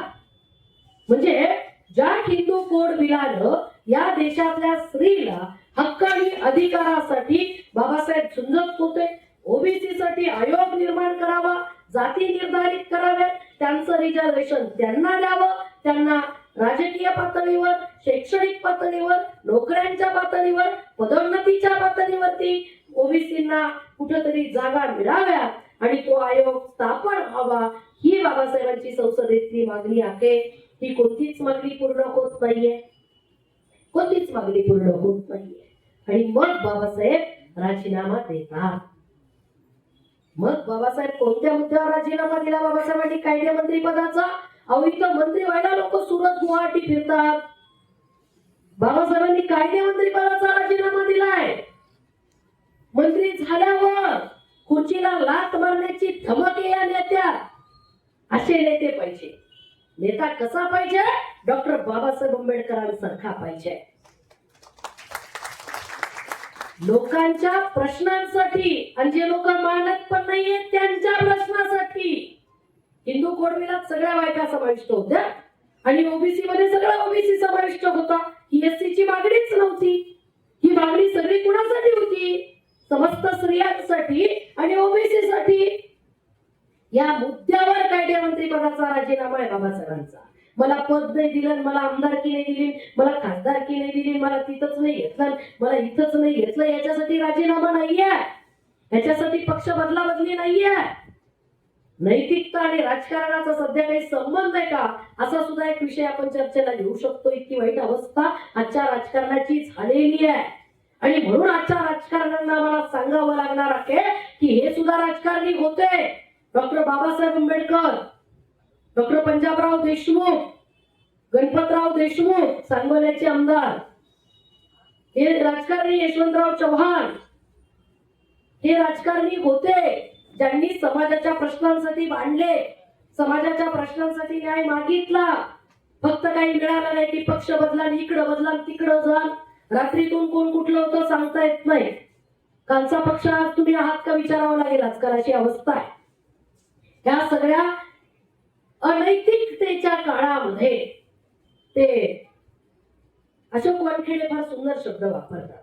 त्यांचं न्यूज लॉन्चर नावाचं चॅनल आहे. ते फार छान म्हणतात, निर्लज्जता का अमृतकाल चल रहा और शर्म है की आती नहीं. अशी सगळी अवस्था आहे.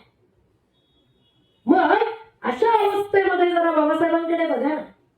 स्वच्छ चारित्र्याचा नेता, केम्ब्रिज विद्यापीठात शिकलेला नेता, सामाजिक प्रश्नांवर नुसतं बोलत नाही, जो विषय असेल त्याचा मुळातून अभ्यास, रिझर्व्ह बँकेची स्थापना असेल, शूद्रांचं मूळ स्थान शोधायचं असेल, धर्माचं मूळ स्थान शोधायचं असेल, या देशातल्या जाती व्यवस्थेचा अभ्यास असेल, या देशातल्या स्त्रियांच्या बाबतीतला काय केलं म्हणजे काय होईल याचा अभ्यास असेल, कुठलाही असो, त्या सगळ्यामध्ये तज्ञ, अभ्यासू, चिंतन मनन करणारा नेता आणि त्याला उत्तर सुद्धा. नुसती सामाजिक प्रश्नांवर चर्चा करून काय होत असतं? क्रांतिकारक तोच महापुरुष असतो जो सामाजिक समस्यांना एक महत्वाचं आणि टिकणारं उत्तर देत असतो. डॉक्टर बाबासाहेब आंबेडकरांनी 25 डिसेंबर 1927 ला मनुस्मृती जाळली आणि 26 जानेवारी 1950 ला या देशाचं संविधान आम्ही अंगीकृत केलं, आम्ही स्वीकारलं. आणि कुणी स्वीकारलं? समस्त भारतीयांनी. कुणाला अर्पण केलं? समस्त भारतीयांना. फक्त बौद्धांना आहे का? We the people of India, we व्यापक शब्द आहे. या देशाचा तो नागरिक कुणी असेल, तो पाड्यावरचा आहे, तो वाड्यावरचा आहे, तो गडीवरचा आहे, का तो कुणी असेल, वन वोट वन व्हॅल्यू. ठीक आहे, फक्त बौद्धांना दिलं. परदेशातल्या ज्यांना आपण आधुनिक राष्ट्र म्हणतो त्या राष्ट्रातल्या लोकांनी सुद्धा सगळ्यांना वोटचा अधिकार मिळण्यासाठी, मताचा हक्क मिळण्यासाठी आंदोलन आणि चळवळी केल्या. इंग्लंड मधली मिस मेरी नावाची स्त्री टॅक्स भरत होती तरी तिला मताचा हक्क नव्हता, कारण तिकडे टॅक्स पेअरला मताचे हक्क होते. त्यावेळेस आपल्याकडे सुद्धा ते यावं अशी आपल्या देशातल्या संस्थानिकांची इच्छा होती. पण बाबासाहेबांनी तो क्रायटेरिया नाकारला आणि फक्त नागरिकाचा क्रायटेरिया ठेवला की आम्ही या देशात जन्माला आलो, आम्ही या देशाचे नागरिक आहोत, किंवा आम्ही एवढ्या वर्षांचे रहिवासी आहोत, आम्ही या देशाचे नागरिक आहोत, आम्हाला मताचा हक्क आहे, तो मिळाला पाहिजे. सिंगल सिटीजनशिप, आपण एकच नागरिक आहोत, भारतीय. बाबासाहेब काय म्हणतात? मला जर कोणी विचारलं की मी कोण आहे, तर मी सुरुवातीला की भारतीय आहे आणि अंतिमता सुद्धा भारतीय आहे. हीच फक्त माझी ओळख आहे. पूर्वाश्रमीचा, महाराजचा, बौद्ध, तज्ञ, पीएचडी नो, मी भारतीय आहे. आणि मग या भारतीयत्वाच्या व्याख्येमध्ये आपण सगळे आलो. सगळ्या जातीचे, धर्माचे तुकडे, सगळे कट पीसेस एकत्र आलो आपण आणि आपण भारतीय झालो.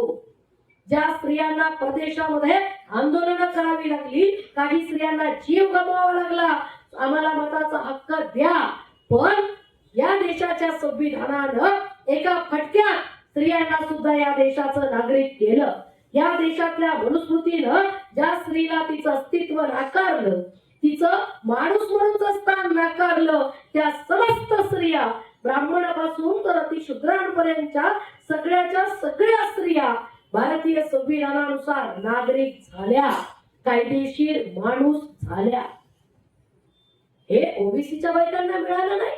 लाडकी बहीण म्हणून मत देताना लक्षात येत नाहीये. 2,500साठी कुणी मतं विकायची असतात का? 2.5 नाही, 1.5. लाडक्या बहिणी गेलेलं इलेक्शन बहिणींनीच जिंकवलं. लाडक्या बहिणीमुळेच इलेक्शन झालं. सगळं पलटलं. या लाडक्या बहिणींना हा लाडका भाऊ दिसला नाही का?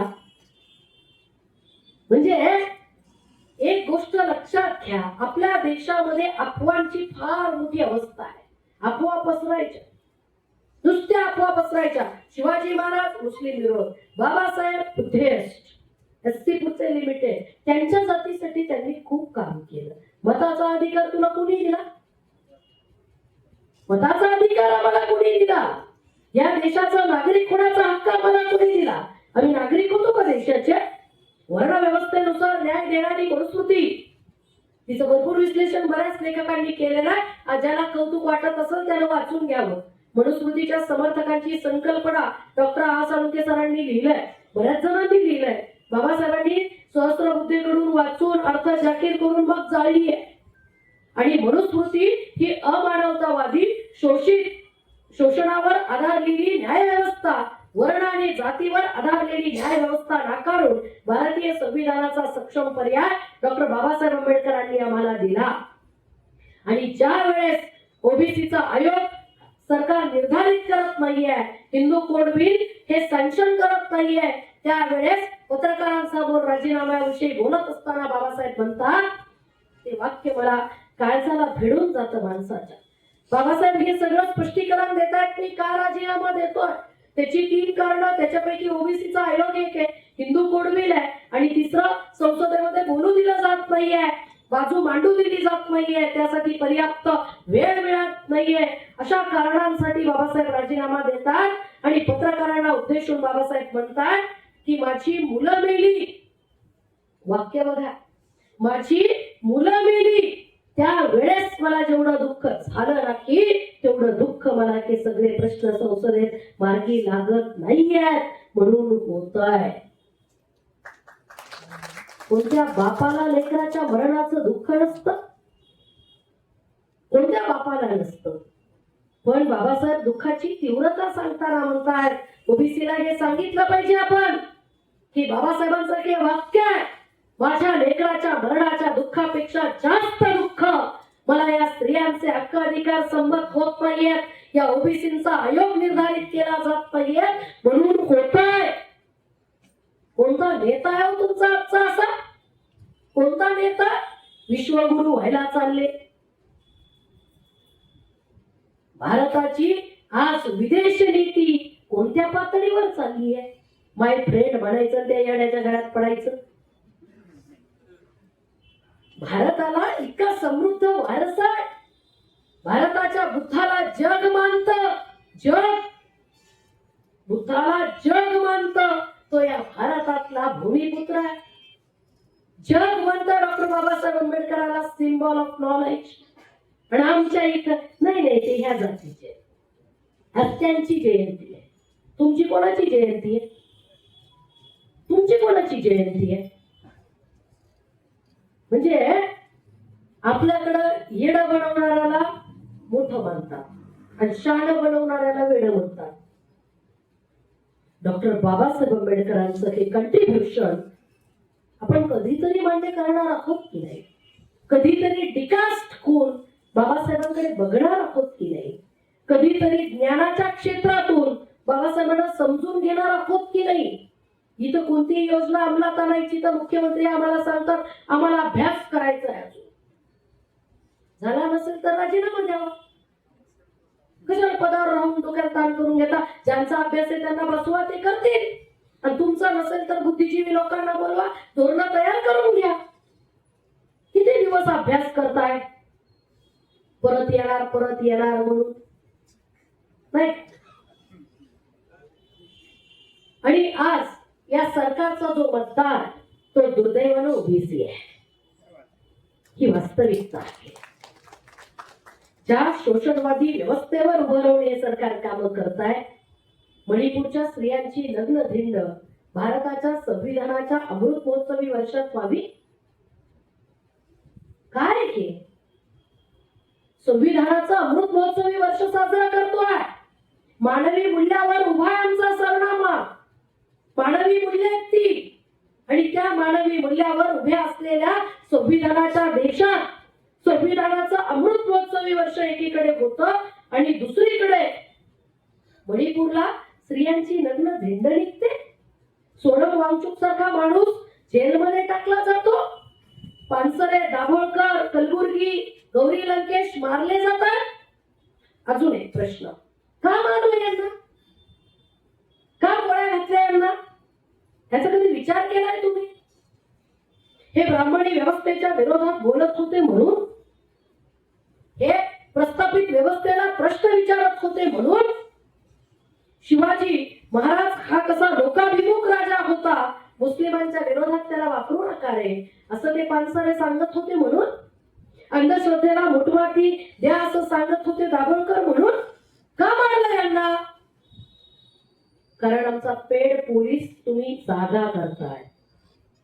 Unpaid police, sorry.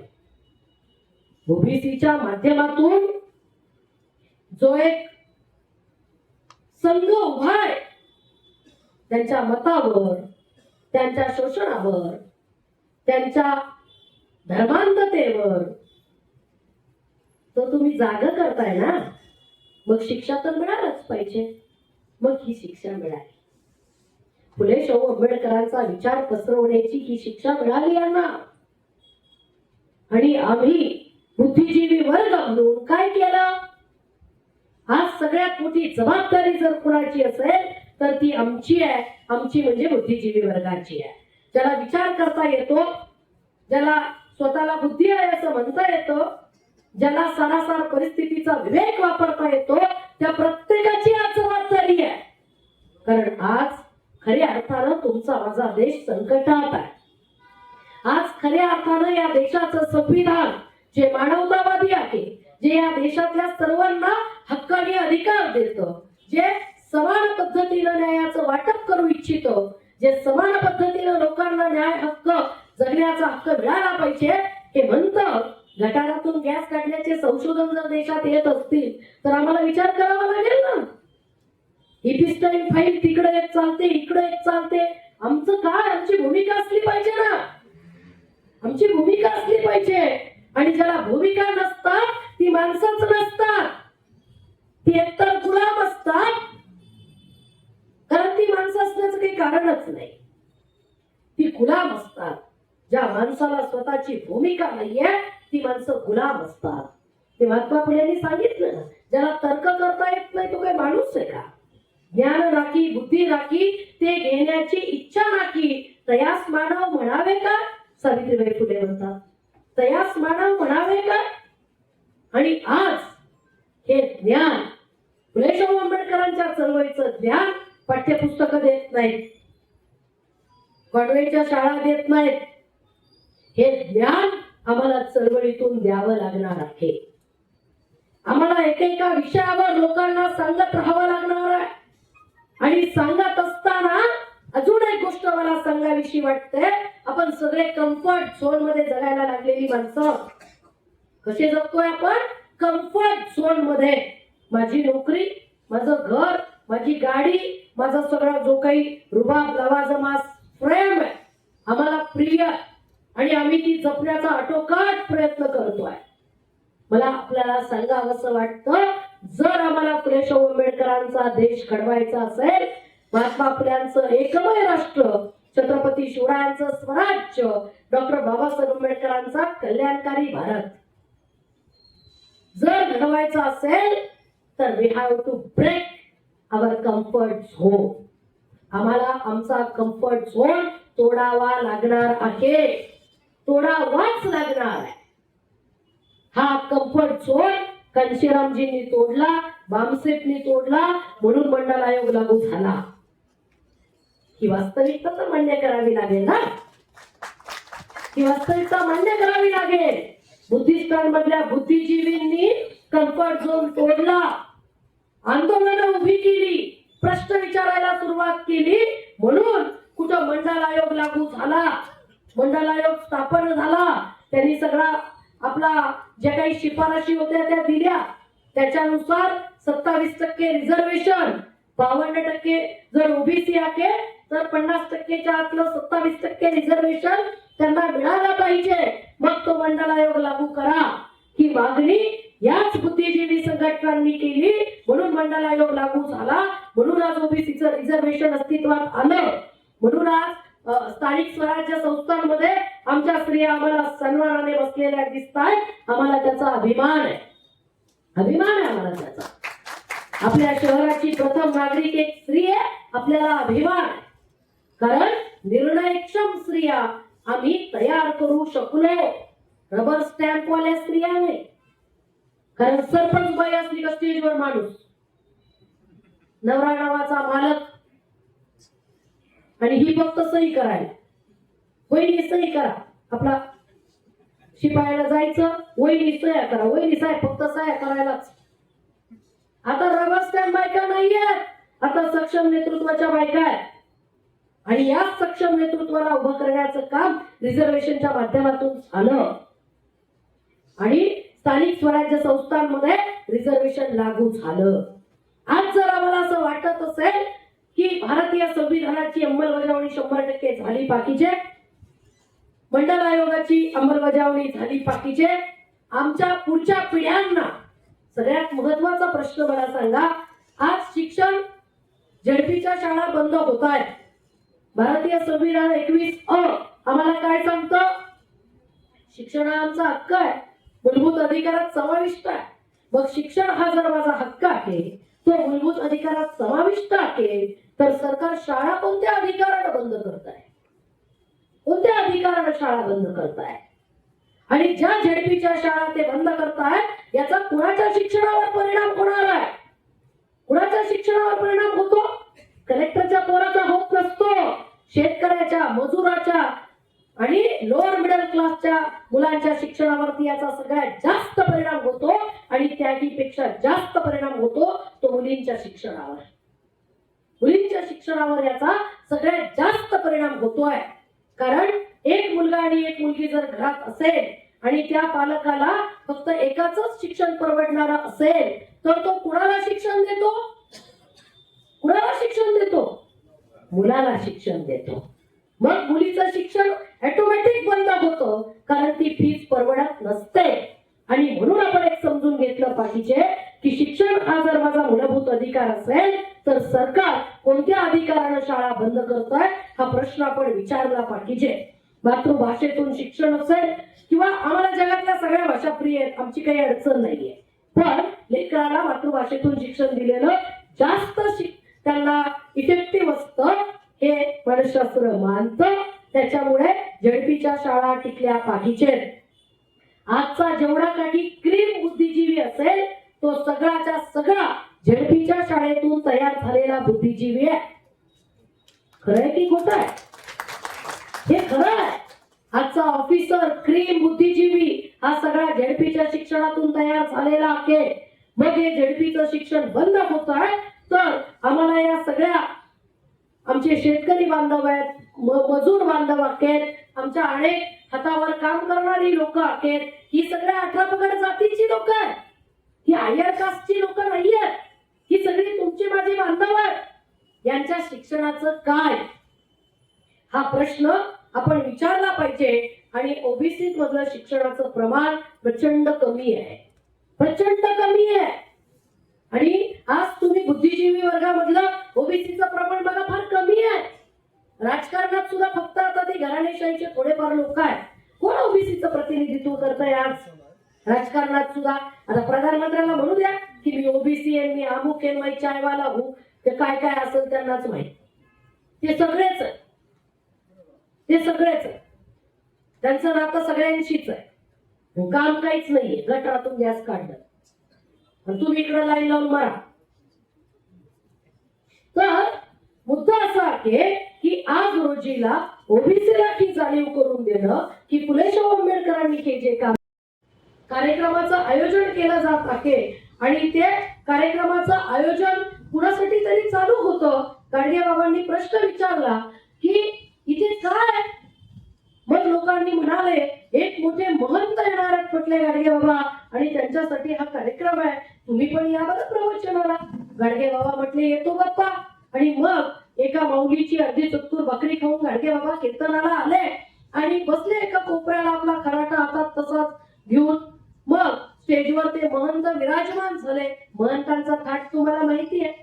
सध्या एक ते युपीचा महंत सांगतो बेलाच्या पानाला मध लावा, ते असं पिंडीवर घासा आणि मग तुमचं पोरग परीक्षा पास होईल. काय शोध आहे, काय बुद्धिमत्ता आहे. आणि बायका पहाटे 4 वाजता देवाच्या पिंडीवर पाणी घालायला आहे. काय एक लोटा जल सब समस्या का हल. अरे तो महादेव आमचा अधिमानव, तो बायको असा शेजारी घेऊन बसतो. हा पार्वती सोबत असते, ती काय बाकीच्या देवांसारखी पायबी दाबत नाही त्याचे. हे बरोबरीनं. आणि इथं एक लोटा जल घालू घालू घालू घालू तो जर बिचारा उठला विटला तर भस्म करून टाकेल यांना सगळ्यांना चुकून. का आंघोळ घालू घालू मला तुम्ही वैताग आणला म्हणून. आणि ते सांगते की मध लावा बेलाच्या पानाला, ते पिंडीवर घाल, तुमचं पोरग परीक्षा पास होईल. आणि आमच्या शिकल्या सवरलेल्या बायका ऐकतात, बुद्धी गहाण देऊ. तसंच तो महंत स्टेजवर विराजमान झाला आणि एका भक्तानं प्रश्न विचारला. म्हटले महाराज आपलं वय किती. त्या बुवानं आपल्या शुभ्र दाढीवरून हात फिरवला आणि सांगायला सुरुवात केली. वत्सा काही आठवत नाही म्हणले, पण रामाच्या लग्नात मी तूप वाढायला होतो म्हटले. काय वर्णावा राम जानकीच्या लग्नाचा सोहळा, काय जानकी माता दिसत होत्या, राम असं सगळं सुरू झालं. गाडगे बाबा आपला खराटा घेऊन स्टेजवर गेले आणि त्या बाबाला मारायला लागले. लोकांनी विचारलं गाडगे बाबा काय करताय, पाहुणे ते आपले का मारताय. गाडगे बाबा म्हटले थांबा, तुम्हाला माहित नाही आमचं आपसातलं भांडण आहे म्हटले. आणि पुन्हा मारायला लागले. लोक म्हटले गाडगे बाबा असं कुठं असतं का, पाहुणे ते आपले का मारताय. गाडगे बाबा म्हटले हे बघा लोक, हो मी पण रामाच्या लग्नाला होतो. मी असा पंक्तीत जेवायला बसलो म्हणले, या साल्यानं म्हणे माझ्या शेजारच्याने तूप वाढलं आणि मला वाढलंच नाही. तेव्हापासून जे शोधतोय म्हणले तो आता सापडले. गाडगे बाबा सारखा बुद्धिजीवी माणूस. आणि आमच्या बाया इकडे तोंड करून पूजा करायची. अगं तुला सायन्स शिकवलं ना, पृथ्वी गोल आहे, ती फिरते, दिशा कायम राहत असते, तरी पण नाही. हे सांगितलं ना तेच करणार. 4 वाजता पाणी लोटा घालायचा ना, लोटाच घालून येतात, अजिबात डोकं वापरणार नाही. हा समाज आम्ही निर्माण करतोय. संत तुकाराम महाराज म्हणाले होते, ऐसे कैसे झाले बोंधू, कर्म करुणी म्हणती साधू, अंगा लावून या राख, डोळे झाकून करती पाप. इथं डोळे उघडे ठेवून झालं सगळं. दावी वैराग्याच्या कळा, भोगी विषयाचा सोहळा, तुका म्हणे सांग किती, जळो तयांची संगती. तुकाराम महाराजांसारखा संत काय म्हणतो, जळो तयांची संगती. आणि आमचे राजकारणी काय म्हणतात, घडो त्यांची संगती. आणि फोन कॉल हो आमचे आले नाही का, हे राजकारण आहे. काय म्हणजे काय दुरावस्था आहे आमची. आणि म्हणून मला असं वाटतं की आज रोजीला आम्हा बुद्धिजीवी वर्गाला या सगळ्या गोष्टींचं नेतृत्व करण्याची गरज आहे. त्यासाठी सगळ्यात महत्वाचं, बाबासाहेबांनी त्यांच्या आयुष्यभराचा कम्फर्ट गमावला. मी तुम्हाला म्हणणार नाही आयुष्यभराचा कम्फर्ट गमवा, पण ऍटलिस्ट थोडा तरी कम्फर्ट आम्हाला सोडावा लागेल, तर आणि तरच आम्हाला या सगळ्यावर भाष्य करण्याचा हक्क आहे. आम्हाला काहीच करायचं नाही आणि नुसत्या टीव्हीवरच्या चर्चा ऐकायच्या, हा किती वाईट आहे, तो किती हे, या झुंजीमध्ये रमायचं, याला काही अर्थ नाहीये. आमचा कम्फर्ट ब्रेक करावा लागेल. आमच्या महामानवांचा विचारांचा सिलेबस भाजपचं सरकार कधीही आणणार नाही. तो सिलेबस समाज समाजामध्ये जाऊन शिकवण्याचं काम आम्हालाच करावं लागणार आहे, ते आम्ही केलं पाहिजे. ते करण्यासाठी आम्हाला लोकांमध्ये जावं लागेल, ते आम्ही गेलो पाहिजे. कॉम्रेड शरद पाटलांनी बुद्ध समतेचा ऊर्जा स्त्रोत नावाचं एक पुस्तक आहे कॉम्रेड शरद पाटलांचं. फार सुंदर पुस्तक आहे, फार छोटा, पण त्याच्यातलं एक वाक्य मला खूप आवडलं की कॉम्रेड शरद पाटील बुद्धाबद्दल बोलताना म्हणतात की बुद्ध एवढं 45 वर्ष चारिका करून धम्माचं क्रांतिकारी तत्वज्ञान पसरवल्यानंतर की शेवटपर्यंत लोकांमध्ये राहिला, म्हणून बुद्धामध्ये स्वतःमध्ये एकाधिकारशाही कधीही आली नाही, कधीच आली नाही. भल्या लोकांना साधं नगरसेवक झालं तर 4 अवतीभोवती फिरायला लागल्यावर मी कोण, मला एवढी प्रॉपर्टी असली पाहिजे, मला तेवढी असली पाहिजे, त्याच्याशिवाय का मी शोभून दिसतो नाही का. पण बुद्ध शेवटच्या श्वासापर्यंत लोकांमध्ये राहिले, म्हणून बुद्धाच्या कुठल्याही तत्वज्ञानात एकाधिकारशाही येत नाही, तर समता आणि स्वातंत्र्य येतं. आणि म्हणून डॉक्टर बाबासाहेब आंबेडकर बुद्ध आणि धम्मामध्ये असं म्हणतात की बुद्ध हा समतेचा महत्तम पुरस्कर्ता होता. आणि कॉम्रेड शरद पाटील पुढे जाऊन असं म्हणतात की बुद्ध समता स्वातंत्र्य लोकशाहीचा महत्तम पुरस्कर्ता आहे. म्हणजे ही महान माणसं जे बोलतात ते जगतात. आमचं बोलणं वेगळं असतं आणि जगणं वेगळं असतं, म्हणून क्रांती यशस्वी होत नाही. आम्ही फक्त दुःख करतोय. RSS न 100 वर्ष काम करून त्यांचा प्रधानमंत्री सत्तेवर बसवलाय. आम्ही फक्त चर्चाच करणार आहोत का? आम्हाला आज रोजी कशाची गरज आहे? मला परत यावं वाटतं, डॉक्टर बाबासाहेब आंबेडकरांनी संविधान सभेसमोर जे शेवटचं भाषण दिलं, त्या भाषणाकडे बाबासाहेब त्याच्यातला पहिला मुद्दा फार चांगला सांगतायत. बाबासाहेब असं म्हणतायत की या देशामध्ये इतकी परकीयांची आक्रमणं कशी काय झाली असतील बरं, आणि इतक्या परकीय लोकांनी आमच्या देशावर राज्य कसं केलं असेल, का केलं, कसं केलं? तर बाबासाहेब असं म्हणतात की आमच्यातले काही घरभेदी तिकडं जाऊन मिळाले, म्हणून त्या मुठभर लोकांना आमच्या एवढ्या मोठ्या राष्ट्रांवरती राज्य करता आलं. म्हणजे जबाबदार कोण आहे? आमच्यातले घरभेदी. घर का भेदी लंका ढाय. विभीषण रामाला जाऊन मिळाला म्हणून लंका गेली, आणि म्हणून आपण एक समजून घेतलं पाहिजे. 5 मिनिट मी त्यांना अगोदरच परवानगी घेतली होती, पण आता आला असेल का त्यांचं बोलणं बाकी आहे. तर मुद्दा असा आहे की बाबासाहेब आपल्या शेवटच्या भाषणामध्ये असं म्हणतात की आमच्याकडचे काही लोक त्यांना जाऊन मिळाले, म्हणून या देशावरती त्यांना राज्य करता आलं, आणि म्हणून त्यांना आमच्या देशावर राज्य करता आलं. बाबासाहेब असं म्हणतायत की आज आम्ही भारताच्या संविधानाच्या माध्यमातून आमचा देश एक संक्रमण अवस्थेत चाललाय. आम्ही आज राजकीय दृष्ट्या समान झालेले आहोत, राजकीय लोकशाही आमच्यामध्ये आलेली आहे, पण सामाजिक लोकशाहीचं काय आणि आर्थिक आणि सामाजिक समानतेचं काय, हा प्रश्न बाबासाहेब आमच्या समोर उभा करतात.